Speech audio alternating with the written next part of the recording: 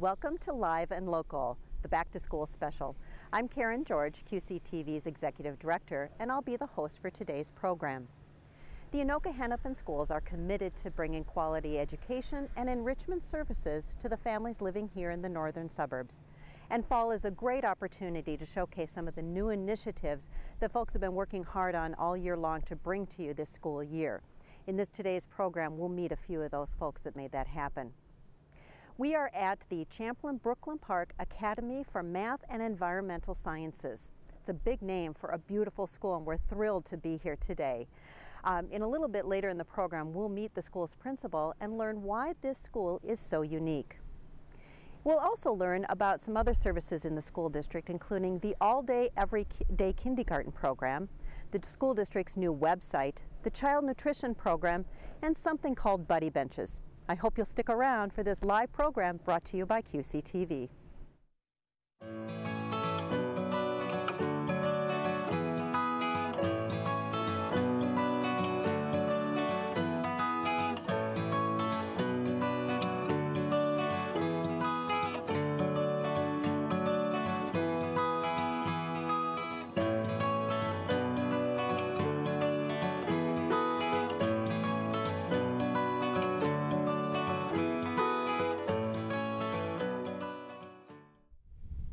Welcome to Live and Local, QCTV's Back to School special. I'm pleased to introduce my first guest, Dr. David Law, the new superintendent. Welcome to the show and thank you for joining us. Thank you. Thanks for having us here. It's been great. It's a great day, and it's a great day to be out visiting in a school, isn't it? Absolutely. A beautiful day to get out to a site. Now, we were both Anoka-Hennepin School students. I'm not going to say how long ago. Recently. Sure. And we both worked for the school district before, and now you're a superintendent. Can you tell me a little bit about the process you went through in thinking about and preparing to become a superintendent? Well, I started teaching at Coon Rapids High School, and at that time, the administrators there encouraged me to take advantage of leadership opportunities. And through that process, I got my licensure at the University of Minnesota, and I just had the chance to work with some great leaders and see the good work that you can do for kids. One of the things that people say frequently is, aren't you worried that you'll leave the classroom and you lose your connection to kids? Well, I can find them. Any day of the week, I know where to go and hang out at a school and talk to teachers and educators and people that support kids. And this gives me a chance in the superintendency to impact our programming and do great things for kids around the state too. So it's been a great opportunity. It's always a touchstone to your passion area and to why you got into this business. Right, right. Good. Now, can you give us some background on the district and how it has changed and evolved over the years? Well, from our perspective, both you and I remember when it was, it started with Anoka as the high school for the district, and the old Anoka High School in downtown Anoka, and then in the 70s we expanded to Blaine and Coon Rapids, and 3 school communities, and for a long time, for 20 years, it was Anoka, Blaine, and Coon Rapids. Then in the 90s, the Champlin complex that we see here, this gorgeous facility over here, opened up, and then recently, as the population has expanded north, we have Andover. So we encompass 170 square miles all the way from almost Rogers and East Bethel down to on both sides of the Mississippi, right? We border against Fridley and almost Minneapolis on this side of the river. And I remember those years going to the voters and asking for bond money to build this school and others on this side of the river and improve the ones that had been around a long time. So shout out to the voters for being supportive of our schools. We have very supportive communities. Good. What are the advantages to a large school district? You just kind of talked about the borders and how large they are. What are some of the advantages? Well, I've had the benefit of working in several very good school districts, Mounds View and Whiteboro Lake to name a few, and one of the things we have is the economy of size. We can, in 2014, we know that it takes a group of people thinking about something to innovate and create a better product. And we have the ability within our system to put 2 or 3 people on the same project across the district, whether it be high school principals from multiple high schools or a department of people supporting our thousands of teachers. We have lots of internal expertise, which saves us some money. And also, we can, with the economy of size, everything from bulk purchasing to streamlined efforts, we can run very efficiently and be very taxpayer friendly. Good. And what are then some of the challenges to overcome in a large school district? Well, we're always working on communication. We want both our community members and our parents to understand what we're working on. And internally, our teachers need to feel like they're part of the process, and that's a constant challenge. Because we're so big, it's easy for people to feel disconnected, and we have to work very hard to make sure that people understand the why of the decision making we're doing, and that we value their voice in the process. Good, thank you. What are the goals of the school district? I know the school board is constantly looking to the future as well as maintaining kind of the things going on in the classroom day to day, but what are the goals out there that you're working on? Well, what you'll hear around the state right now, the Commissioner Casilius, I was just on a conference call with her this morning, the world's best workforce is our aspiration right now. We are trying to educate our students to enter the workforce in whatever their path may be, a 4-year college, a 2-year degree, straight into a career, but creating the world's best workforce. And for us, that goal means make sure that all of our students enter our system ready to learn with those math skills and those number skills as early as preschool and kindergarten, coming in ready, and then that we monitor their success so they stay on track throughout their school system. And then in about 6th or 7th grade, we start talking about their potential future track. And then that we guarantee, or that our goal is to guarantee that every student understands what their dream is and their options, and we set them up where they're going to go next. It's not our place to tell students their dream, but once they've identified it and we help them, it's our job to empower them to be successful there. And so that college and career readiness is a big part, whether it's concurrent enrollment with technical colleges or local universities or college options within our school system. That we are get them ready, keep them on track, help them dream, and push them there. If you want to be colloquial and say that's what it is. Well, you started out the conversation with children coming to school ready, and one of the biggest initiatives that I'm excited to learn more about is the all-day, everyday kindergarten. It was just a few short years ago, it was all day, every other day, but now it's all day, every day. Tell us about that. We're very fortunate that the state has decided to support that initiative and have students. We're seeing an increasing number of parents taking advantage of paying for all-day kindergarten, and what it was creating is a haves and have-nots within our system. And we were seeing the benefits. The kids that were in our school all day, every day, and it finished the year with great literacy skills and great number skills, and they were ready to be successful in school. And we are appreciative that the state valued that and provided us the support to provide that for our students. And it's gone, as we have transitioned to that this year, we had some building issues that we were working on, making space, but it's gone very well for our students. Good. So it's working well. We're going to talk a little bit more. We have just a few minutes left. Give us a reaction to your new website. That's another big initiative you've worked on. Wow. Wow. I'm a parent in the system, so I've been looking at our district website for 14 years since I left, and it turned a corner from being a good communication tool to being a wonderful place to gather information. I use it all the time as a parent and as a community member and as within the district. It showcases the great work that we're doing, and it provides information for me, is something as simple as, what night this week is coronation at the high school, and I can look at that and see activities, calendars, upcoming events. At all of our sites, it's consistent, so you know where to find it. It's a great tool. Great. And just a quick wrap up, one last question. You've added new security measures to the high school and middle schools, much like the elementary schools who were in the first round. Tell me how it's going with students and staff and how they're adapting, as well as the public coming into the schools. Well, I just went through a handful of our sites yesterday morning to get a feel for it, and we're trying to make it very friendly. There's that balance. Our schools are community buildings, and we want people to feel welcome, but we also want people to feel secure, that when I put my children in this setting, that they're protected, because there's an awful lot of parent concern about stories around the world. And I think what I experienced yesterday, I entered the building as a public member. I scanned my license, I printed my name badge, someone greeted me and walked me in like anyone else. And those sites, we're really working as we transition. There's great signage to say this is how this works, and they're welcoming staff. I think it's the balance. It's uncomfortable to think we have to have that level of security, but I think we're doing the best we can to make it still feel welcoming while we do it. Great. Well, Dr. David Law, thank you for joining us today. I wish you all the best in the coming school year, and we'll certainly touch base with you as we progress through the school year. Yeah, thank you. And for all of those families watching, come see our kids shine. All over the community, we've got kids involved in lots of activities. We're proud of their work, and we hope you are too. Thank you. Great. Well, coming up next, we sat down with former Superintendent Dennis Carlson, and he gave us a retrospective interview. Well, I started in 1986 in community education, so the bulk of my time here was in community education. Focusing on early childhood family education was new.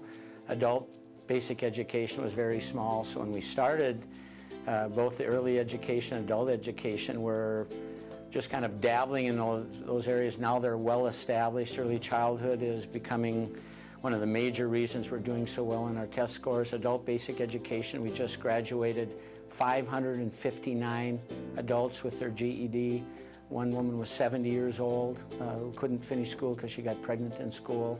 And you just think of that time period and how much has changed. But then became superintendent in the late part of 2008. I feel we came out well. I think the community is better for the discussion. Kids are more safe now than they used to be. We're a very good school district. We graduate more students than any single district in the history of Minnesota. This year, 3,559 kids graduated from one district. Our achievement gap is the lowest in Minnesota among most districts. No other large district comes close to us in the achievement gap. We have early college, kids taking college credit in high school. For the last 2 years, we have $13 million those students have saved their parents in college credit in high school. Our 4-year-old program is outstanding. We have great opportunities. It's a super district.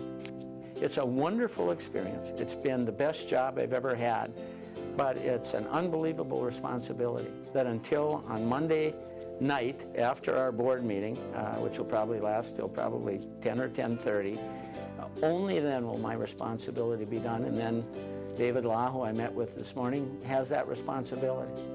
And I wish people would understand the role of a superintendent better than they do, and the role of the school board, and the unbelievable commitment you have for somebody like Dr. David Law to come here and want to do this job, because you sacrifice so much of who you are in order to get common ground and a compromise in this community that's so politically and religiously divided.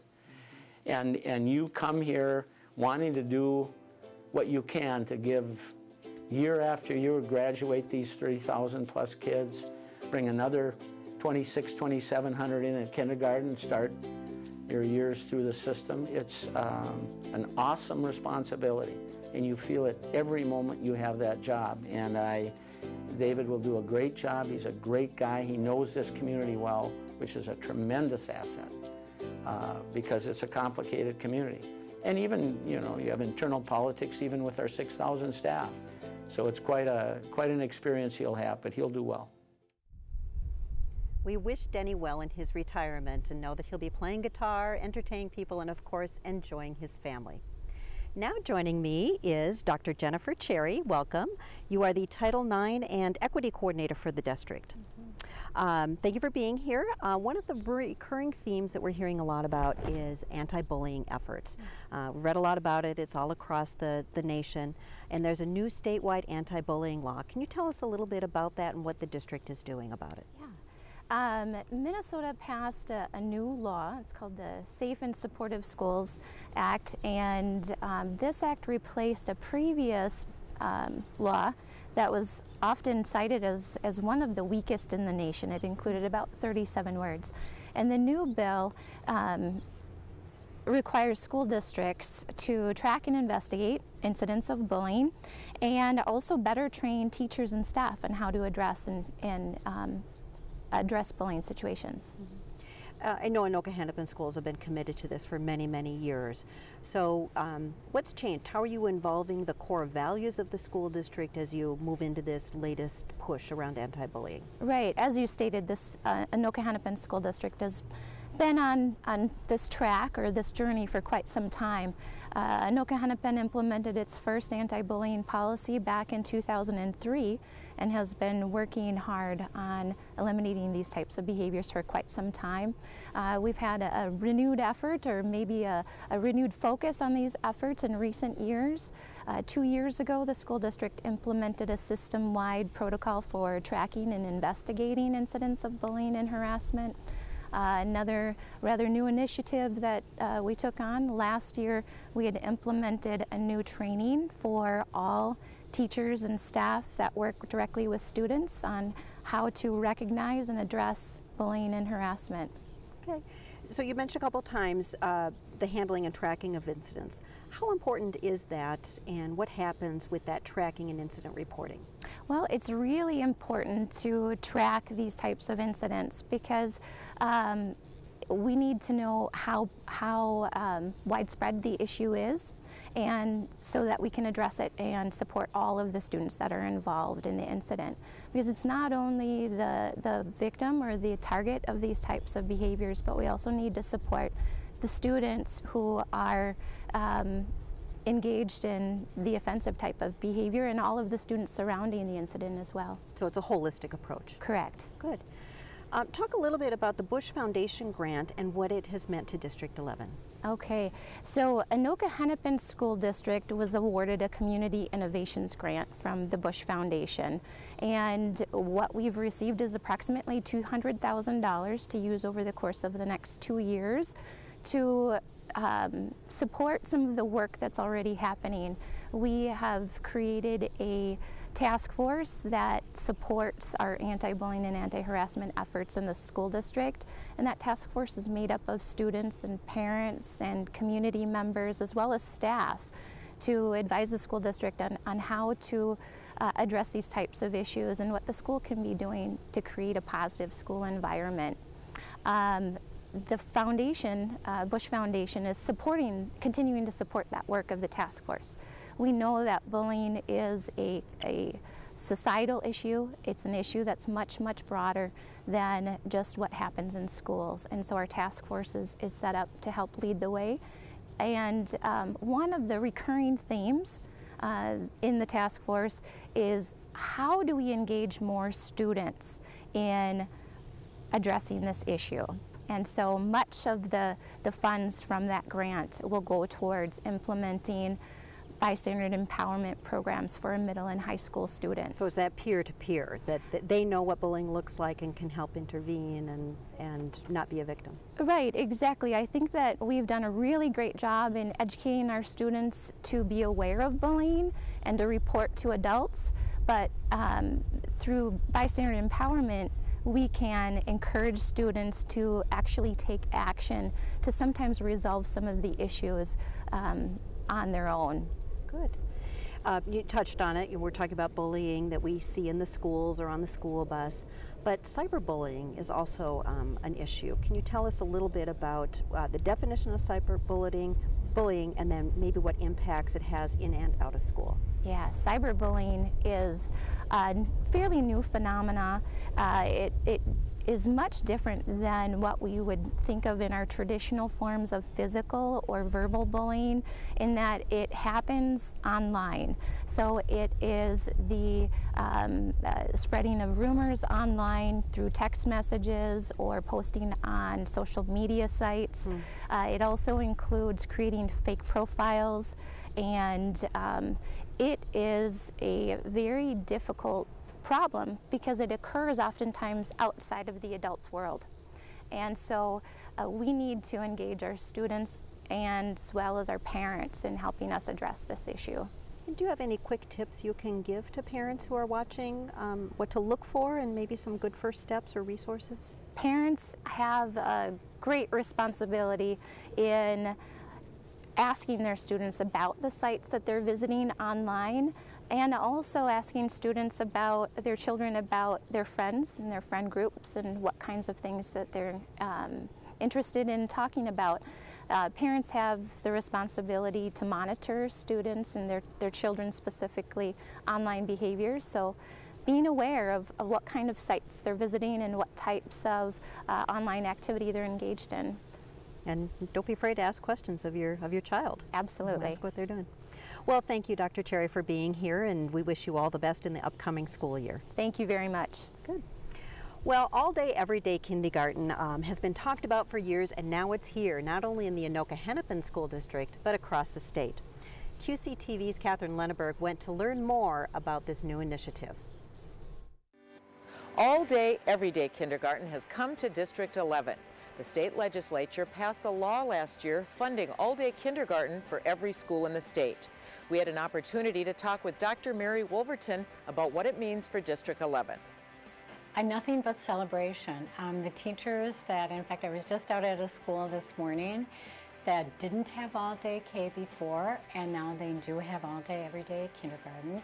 And in talking to the principal said it was just a game changer for the teachers. You know, instead of focusing on 22 students every other day, a total caseload of 44, they're working with 22 students every single day. And the other caveat for the teachers is they have a better ability to collaborate with each other around their work. From families, highly supportive of the new programming that the state has provided in all kinds of areas that you can imagine. Oxbow Elementary in Champlin is one school where all-day kindergarten is going very well. We talked with Principal Rolf Carlson for details. Well, it's going really well, and I think the best thing for us is we don't have two separate programs anymore. So we have all teachers in kindergarten doing the same thing. Last number of years we've had maybe half of our kids go to all day every day if their parents could afford to pay for it, and then everybody else would go in every other day. But to have everyone on the same page doing the same thing has really been nice. I think people are really excited about all-day kindergarten. Several of my colleagues the past few years have been teaching every other day kindergarten, so I've been able to watch that the last few years. I've been teaching everyday kindergarten the last few years, and all kinds of interesting things. You know, over the last few years, the rigor and the rigor of kindergarten has changed. It's increased a little bit, and so now we've got more time to reach those goals and objectives.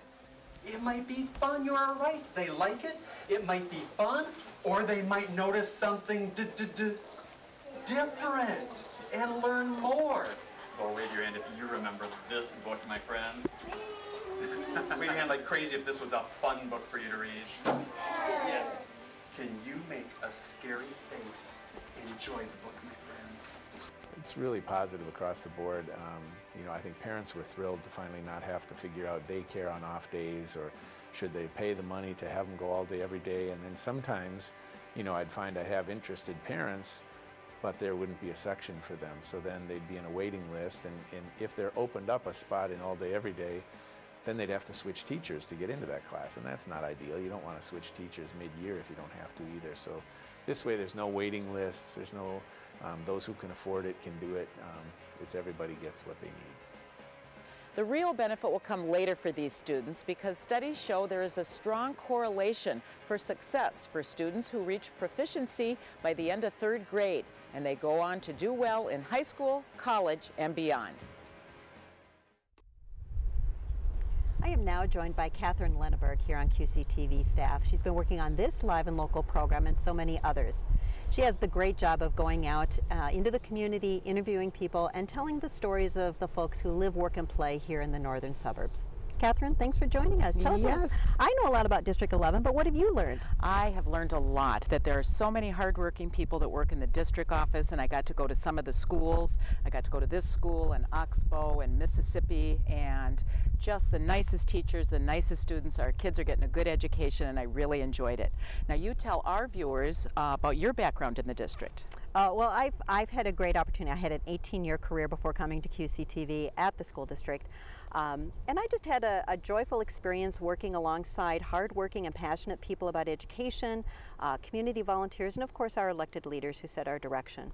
And in the process, I've made a few lifelong friends. So I'm happy to be continuing supporting the schools. That's fantastic. That's why you're the perfect host for this show.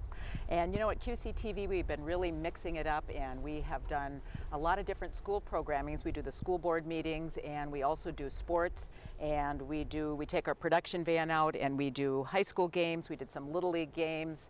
We've done a lot of different things, and it has just been super fun.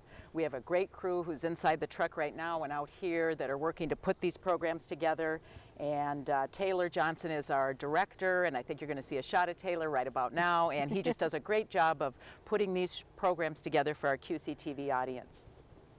Well, and I'd like to give a shout out to the staff also. It's just been a great group to work with, and we're launching quite a few new programs. And one of those programs is going to be, I think it's called In the Game. It's so new, we're just decided on a title. Our own Chris Carpenter is going to host that program, and Noah Johnson is going to be the producer. So look for that. We're going to be focusing on local sports. They're very important to our community. I think that's the changing bell we're hearing here out at Champlin-Brooklyn Park Academy of Math and Environmental Sciences. But back to our sports program, we're excited to bring it to you, and we will be showcasing some of the local boosters who make sports happen in the northern suburbs. And I also want to do a shout out to anybody who's interested in volunteering with QCTV. We work with volunteers, and if you're 16 years or older, we would love to have your help. We will teach you how to work with us and go out on our production vans and our studios, and please just look us up at QCTV and give us a call, and we'd love to work with you. You have to be 16 years old and be able to drive, but if you're interested in video production or sports or community events, we'd love to work with you. Now, as we talked about, we've been mixing it up at QCTV, and we're covering some sports that that may not have had a lot of attention. We did some Little League games this spring, and recently QCTV's Leslie Sauer, who's our floor director here today, she got to go out to the Andover High School, and she did a piece on the tennis team. So let's take a look at that now. Quality of team. Well, if you define it by character and sportsmanship, it's the best team I've coached by far. The past 2 seasons we took second in the conference, both years, for tennis, or tied for second. This year that's not where we'll finish. We're 3 and 4 in the conference right now. But all of our matches have been very, very close. Most of our losses have been 3-4, so we're really close, just really young. It's going really well. We're kind of like a young team and stuff, so a lot of us have never played before or together, and but it's going really well. We all get along really well, so it's fun. I think the season's going really well. Even though we have a young team, I think we have the potential to make it, make it far. I just like the girls, having fun with them and having fun with a new sport I've actually never played before, so it's really fun. Is this your first year? It is. Cool, and you're liking it so far? I am. That's awesome. Singles is a game that you play by yourself, so I feel like I'm accomplishing something, like when I do it by myself. I think it's because it's an individual sport, but it's also a team sport. So it's both in one, and I can focus on my game, but then I also need to focus on the others' games too, and know that I need the team to win. I think individually it's a mental thing that a lot of the girls need to work on, including myself. It's a huge mental game. And then as a team, I think it's cheering each other on that we struggle with sometimes, but recently we've really been working on it, and if you come to one of our matches, you'll see us just yelling at each other, cheering each other on. I would say please come out. At tennis it's usually hidden at high schools. Matches are free, and it's a lot of fun. The girls compete really well. It's very, very intense, and there's a lot of unbelievable tennis players in the state to watch. That just goes unnoticed because tennis isn't as popular as some other sports. So if you come out, you'll see the girls' spirit, and you'll see how much fun they're having and how hard they're working, and it's really infectious. It's a really fun atmosphere if you just give it a chance. We're a lot of fun. In between points, you'll hear us cheering each other on and even doing stupid things like push-ups and just having a good time and just having fun with the game.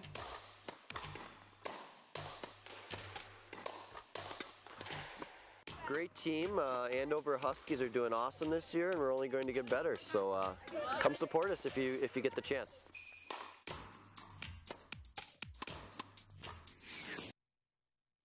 We are on location here at the Champlin-Brooklyn Park Academy for Math and Environmental Sciences. It's a beautiful school on a beautiful day, and we're happy to be here.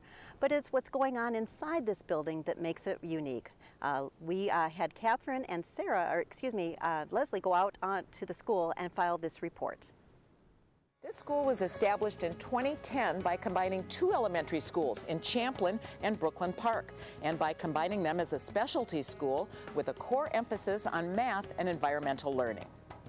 We're a K-5 elementary school. We're one of the larger in Anoka-Hennepin. We have almost 900 students. We have, in addition to the Anoka-Hennepin curriculum, we also are a magnet program for environmental science and math. So our students receive unique opportunities because of the magnet program. We have tons of connections with the community, very involved parent group that supports everything that we do, as well as really collaborative teachers who make every day a unique experience for their students. We have partnerships exclusively with Three Rivers Park District, mainly the Coon Rapids site, and we have 2 naturalists that work with our teachers and with our students. So they do the planning with the teachers before the school year starts, and then each of the grade levels meets with them once a month, either on our site, on our 69 acres, or in our own nature center, or we bus the kids down to Coon Rapids Dam when they're working in the river or they're working in the ponds. We also work with the Minnesota Landscape Arboretum through on-site trips with them, or they come to us through the Plant Mobile to help our children develop what they need, the skills they need to get out to our greenhouse and our gardens when they start those in the spring. The thing that strikes you about this school is how beautiful the grounds are. It sits on a site that's almost 70 acres, and these beautiful gardens are maintained by the students. There's also a greenhouse in the back of the school that comes in handy during the winter months. We're so fortunate to have a science lab that our students can utilize for unique hands-on experiences that support both our environmental science focus as well as our math focus. We host a number of opportunities in there with some of our community and partnerships, such as with Three Rivers Park, the Science Museum, the Plant Mobile, as well as other opportunities that our students have to go in and really dig into the science. All of the lessons in the greenhouse tie into our curriculum, our Anoka Hennepin curriculum first, so they may be extensions off of social studies, off of math, off of science, wherever we can find the ties for the kids, and they're just making that learning a little bit more real world, and then the kids are getting their hands in the dirt, so they're getting really excited about the food or the plants that they're growing. So they start from seed in February, and we transplant out to our garden beds in the spring.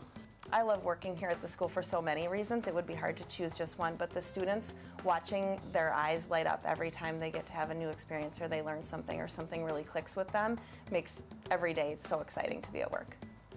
As in all the schools that we have visited for this program, this school is off to a great start. Now let's go back to Karen and meet the principal. I'd like to introduce you to the principal of this school, Brian Mann.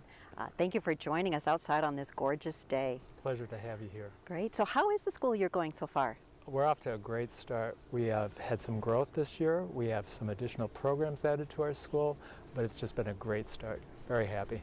Good.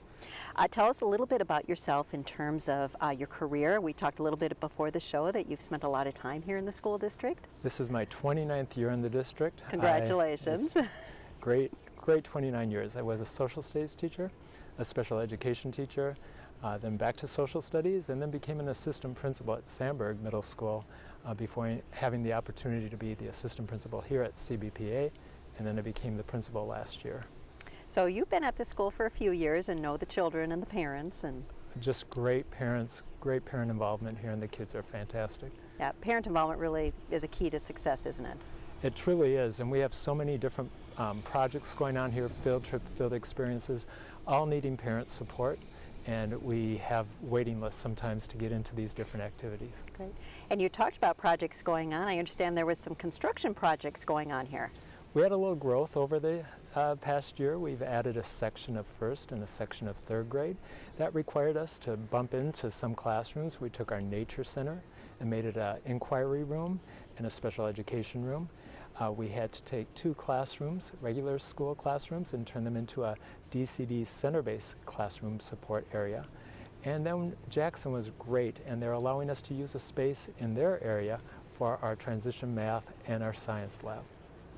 You know, that's a testament to a school district that continues to be on the cutting edge and being able to adapt to the changing needs of our students and what they need to be successful in life.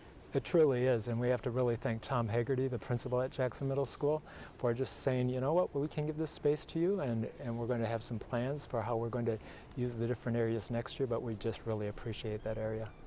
Now, with this being a math and environmental sciences school, you have partnerships and do a lot of field trips. Can you tell our viewers about what some of the things the students do outside of this school? We have a great relationship with Three Rivers Park System, so our students have the opportunity to go at least once a month to the Coon Rapids Dam. We also work closely with the Minnesota Arboretum. We work with the Como Zoo, the Minnesota Zoo, and we have a really close tie with the Master Gardener program at the University of Minnesota, where Master Gardeners come out to our site and help our young kids in grades 4 and 5 become junior master gardeners. The junior master gardener program is through Texas A&M, but the University of Minnesota and the volunteers that we have come out are a huge part for our program. An impressive list of partnerships. It's just fantastic and just great working with kids at all times. Now, in this field of math and environmental science, why is it so important to give students at this young age kind of a head start or a jump start in this? Well, what we're looking at is just 21st century skills. What are they going to need for the labor force when these kids are 18, 19, 20 years old? And what we're looking at is just how math, technology, and environmental science can play a huge role. Our kids are oftentimes, when you go into a classroom, you'll hear them say, I use this strategy to get my answer. And it's not how we learned. They are allowed to have many different ways to get to their answer, and it's always fun to hear how they arrived at it. It'd be fun to do a little redo on elementary school here. It's eye-opening. You would love to see when you visit a classroom. Good. Anything else you'd like to tell us about your school here? Well, we're just excited about the school year. We're excited about having Superintendent Law be part of our program.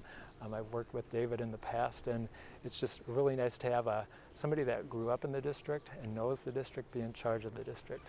Great. Well, I think all of you are off to a great year. We wish you all the best. And we just want to say thank you for letting us come out and park our production van and sit up on your front lawn and get to know you, your school, and others here in the school district doing good work. Well, we couldn't ask for a better day. Yeah, it is a nice day. Well, there's another new project in Anoka-Hennepin School District, and that's their website. Dr. David Law mentioned it earlier. It's had a major overhaul and debuted early in August, so let's take a look. Well, really this was part of a rebranding process, so we wanted to have a more consistent visual look throughout the district, and that was just one of the parts of it. And also we did a lot of research. We did interviews, focus group surveying, and we really found out through that the website wasn't really meeting stakeholder needs. So we decided to move forward with the redesign process of the website. We found through our research that consistency was one of the things that people were looking for, fewer clicks, and also more concise information. And some of the highlights are like news and announcements, calendar, lunch information, like student-specific information that you log in for, like adding money to a lunch account or finding your bus or things like that, grades. That can all be found on kind of the back end part of it once you log in. It's organized a little bit differently than folks are used to, but it has a consistent navigation structure throughout the entire website. About us, academics, involvement, and community ed, and then the district also has departments and employment. And then at the school level, they have those 4 exact same menus, and then activities and support are also added. And a really great kind of start if you're kind of wondering about the navigation structure and where to find things. The best way to kind of first do that is to look at a video that we have on all of our school homepages as well as a district homepage. Welcome to the redesigned Anoka-Hennepin website. It provides easier access to the information families and community members said is most important to them. There's a school finder, which we kind of had a little bit of a, not exactly the same thing, it has a little bit more beefier features to it, but the school finder is something that you could type in an address and find out what elementary, middle, and high school if for that address that your children would go to. Next thing with our new website is we have a feature that's called responsive design, so no matter what device you're using, whether it's a smartphone, a tablet, or a computer, it will recognize what device you're using and adjust the screen to that size. Kind of we had a little bit of that feature before, but it's a little bit upgraded now, so it will be easier to navigate.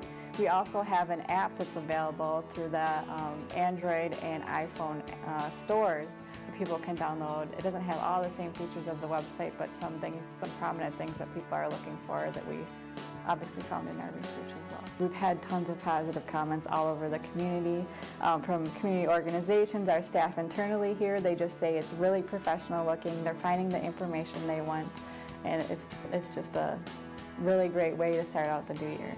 We're constantly encouraging people to provide feedback, and if they do want to do that, they should give us a call at 763-506-1000. Otherwise, you can email info@anoka.k12.mn.us.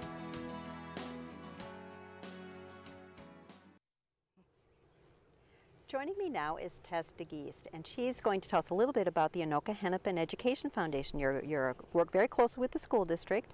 Tell me about your job as executive director. Sure. As executive director, it's my job to build the communications between the school district and the needs that our teachers and staff might have and our students might have, with the ability of the community to try and address those needs and fill in the gap. And so I really look to facilitate the conversation so that we can do our best to serve our students in our schools. And what are the goals that you have that you're working on, either long-term or short-term? Sure. We're in the middle of a strategic plan right now, which has us focusing on 3 core priority areas. And these are areas identified and priorities identified by the community and by the district to tell us that these are things they're focusing on.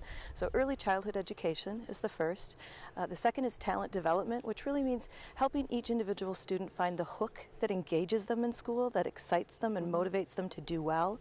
And then thirdly, career and college readiness, which we've already heard quite a bit about from others who've spoken with us today, the need for our students to finish high school and be prepared to go on to continue to be lifelong learners. Wonderful. We're talking about many new things this year, and one of the newest initiatives is something called Buddy Benches. Tell us how that got started and how it made its way to District 11. I love the Buddy Bench story because it is indicative of how we all work so well together and how things can really best serve our kids. One of our parents in the community had seen an article after talking with her son about being lonely at recess sometimes, and she'd seen an article on the news and had been out proactively researching to find out how she could help her son. And this was an example of something that had been done in Pennsylvania. It was built off of a model in Germany and found its way all the way to the Anoka Hennepin School District because a parent was looking for resources. She brought it to the school board. The school board brought it to Mary Wolverton, our Associate Superintendent for Elementary Schools. And Mary came to me and said, how can we make this happen? And how can we make it happen not just at one of our schools, but at all of our elementary schools across the district? Wonderful. I love hearing success stories about somebody having a great idea and then you just find the people that are going to make it happen. So talk about the Buddy Bench project and how it illustrates the foundation's support of students, the collaboration within the districts and recent successes. Sure. The Buddy Bench project is, I think it's a symbolic representation of how, when we all work together, identifying needs and opportunities, finding passion that exists around the ways in which we can help our students, we all come together. Parents, teachers, staff, community members, and the foundation. And for that I love it because it speaks to how much we can do. You know, being in a foundation, I'm fundamentally an optimist. I have to be. But I just think that the question has to be, yes, we can do that if, not no, we can't because. And that's what I think the Buddy Bench project really symbolizes, and that spirit that our community has of support for our kids in our schools. Tell me about other initiatives that are welcoming everyone and to be a part of Anoka Hennepin Schools. Sure. Well, as a foundation, we're looking to support and complement what the district does. And so we've been fortunate to partner with the district on some other projects and programs around the district to increase the welcoming nature of our buildings, to continue to build a community in our schools where everyone does feel welcome and safe and supported. So we've also funded this is one of my favorites too because it spans the entire district, which is what our foundation's goal is. It's really to complement the work of the PTOs and the boosters in individual buildings with a district-wide approach. And so the Welcome Everybody program is the transition program for fifth graders going into 6th grade. And that's a big transition for most kids. Middle school can be scary, but they use 8th graders to serve as student leaders and mentors and build a sense of community with the 5th graders coming in.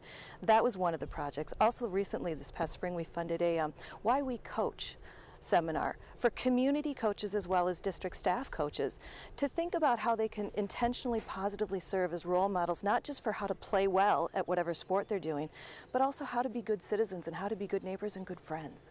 So those are some of the most recent ones that we've funded that I'm really quite pleased with.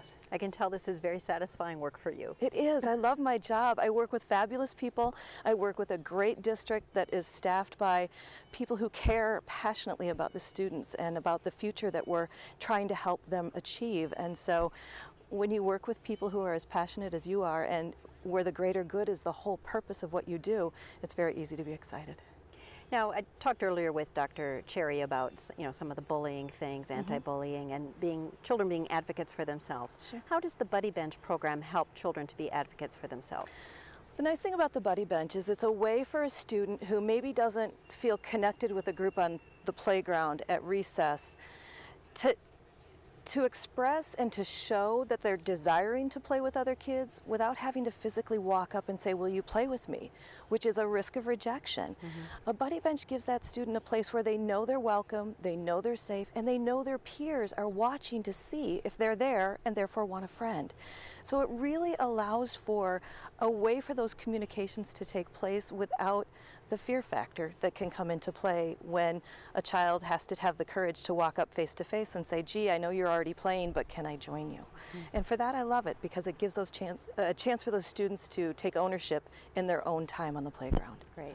Well, our time is wrapping up. Is there anything else you'd like to tell us? I just want to say thank you to the wonderful community members. I work for a volunteer board, and we have 21 community members. Their parents, their teachers, their staff, their students. We have high school students on our board, but they really are the heart and soul of the foundation. But we depend on our community in supporting the work that we do, and I'm fortunate to work in this job. I love what I do, but I'm mostly appreciative that I get to do it with such wonderful people.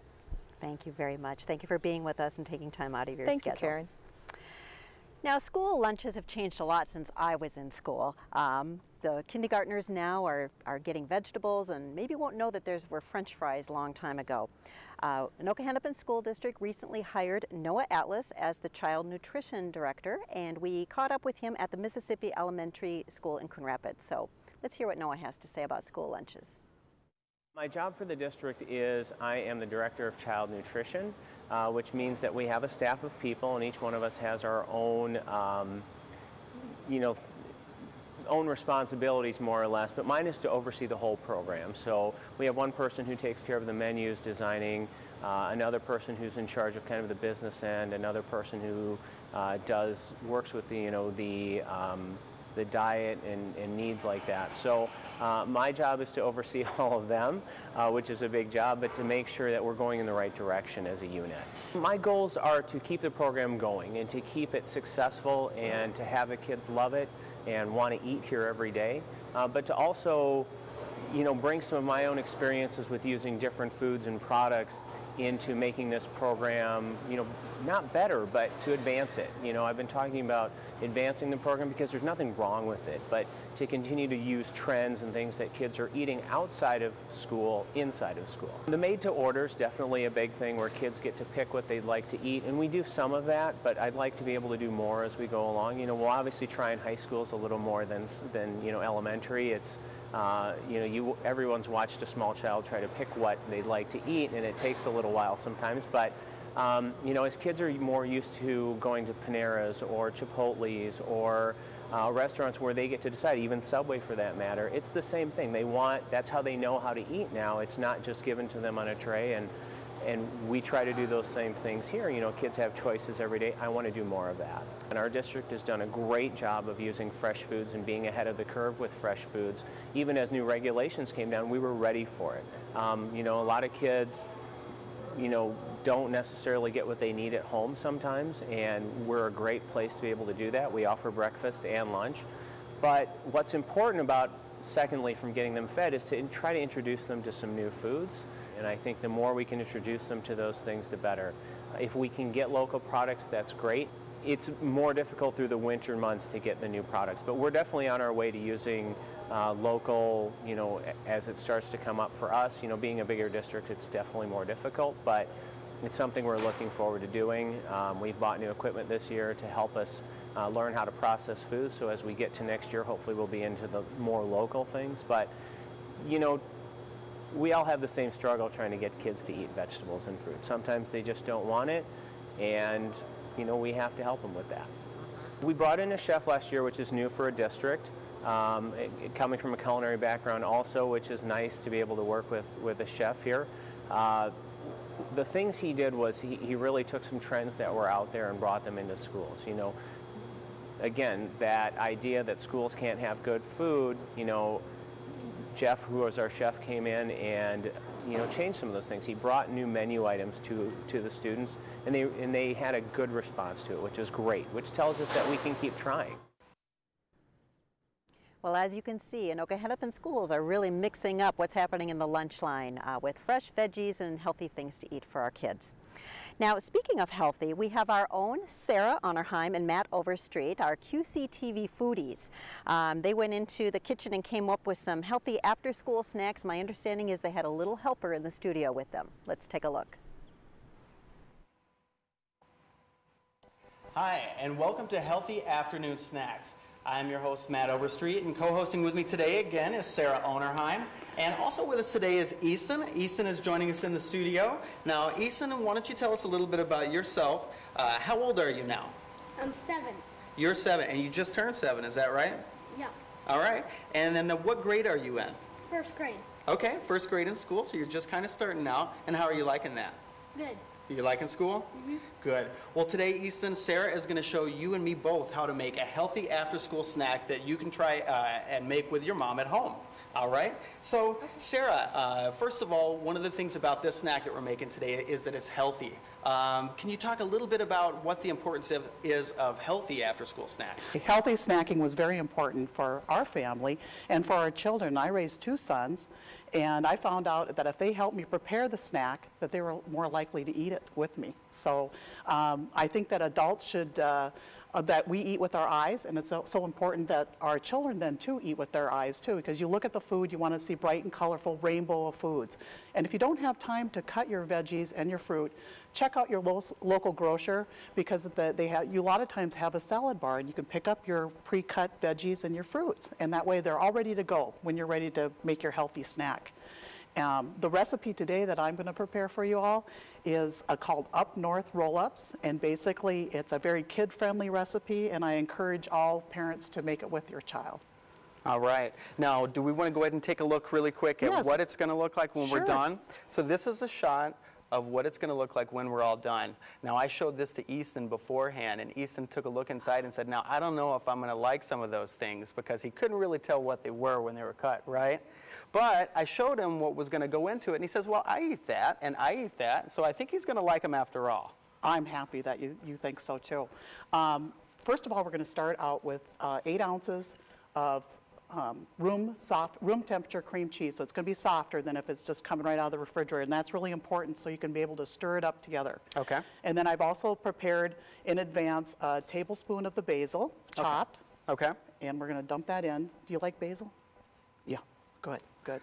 And then I also have a tablespoon of parsley, and that's, the little green flecks you find in a lot of your food, and then some chive. And a lot of these came from my garden, Easton, so they're very fresh. And also, as you can see, I've already julienned some before, and julienne just means making little matchsticks of our food. And we're going to cut the carrot and the cucumber in half, and we're going to start julienning the carrot up. Easier said than done. Now, can Easton and I go ahead and start mixing this up a little bit? Or yes, please do. Okay, start Easton. Mixing that, and that looks beautiful, by the way. And then could you salt and pepper that for me too? All right, I think I will salt it, and then Easton, why don't you pepper it? Now, you know how these work, right? Yeah. All right. Awesome. There you go. Turn the top and pepper away. Awesome. Fantastic. Good job. And just give it a quick stir for good measure. And then next, we get to actually put our little roll up together. Okay, I'm going to give you a tortilla. And I'm going to give Matt a tortilla. I get one too. Good. And we're going to smear a little of that cream cheese right on top. And I gave you all a little butter knife to do that with. Okay, so I'll get us some, Easton. One for me.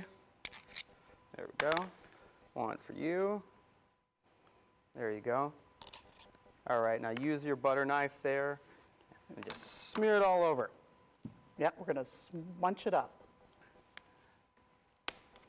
And then we're going to take a slice of our turkey, and then, whoops, it fell apart. And then Matt will also grab one too. There you go. And then we're going to lay that on top. Okay. Okay, and then you get to pick whatever vegetables you want to put on there. Now, right here, I just have some carrot. A bit easier. Then you just roll it up real tight, like you're rolling it up. Really tight. You're rolling it up a sleeping bag. Just like a sleeping bag. Very good. All right. Good job, E. And all right, now what do we do? And now what we're going to do is we're going to actually refrigerate these for an hour. You want to try one? Try it. They're kind of good. Aren't We'll they? take it. We'll take kind of good. Another quick and healthy snack that you can do as a parent is we have actually a jar with some peanut butter in it and with some celery sticks stuck into it. You can put that in the refrigerator. Kids come home, they can grab that out of the refrigerator and have a tasty snack. Also, we have some ranch dressing with carrots. In the jar that you can also grab and go out of the refrigerator. And I also picked up a tackle box, which I thought was a great idea, that the kids could pack their own snacks. And that you can see you can do any kinds of snacks and the kid can help select it for you, and so that it's tasty to them when they get home from school. And ready for them on the go. I Yes. like that, absolutely. I'm going to go ahead and thank our guest, Easton, for joining us today. And as always, thank you, Sarah, for sharing these recipes with us for an easy and healthy after-school snack. This is a great way that you can keep tabs on what your child's eating and ensure that they're eating healthy, and even involve a little bit of fun, too, while they're doing it with you at home. So now we are going to join Karen live. Well, special thanks to Sarah, Matt, and our guest Easton for putting together those roll-ups. You know, snacking on healthy things isn't just for kids. I know that we tasted it in the office and loved it, so we'll be looking for more of those to come in the future. Well, that about wraps it up for our Live and Local here at the Champlin Brooklyn Park Academy for Math and Environmental Sciences. We've really enjoyed our time out here, and we hope that you've enjoyed watching this show as much as we've enjoyed bringing it to you. Also, a special thank you to all of our guests, not only on set here today, but also in the roll-in packages. They took time out of their schedules to tell us what's going on in our schools, and we really appreciate it. And we also want to tell you to give us QCTV a second look. We've got some new interesting programming starting this year, and we hope that you'll try us out. You can go to QCTV.org and look at some of our programming on the web. And you can also, as a Comcast subscriber, see us on channels 15, 16, 18, and 19. So give us a new look, and if you have any story ideas, certainly drop us a line and let us know. Thanks again for watching Live and Local, Back to School Special, brought to you live by QCTV.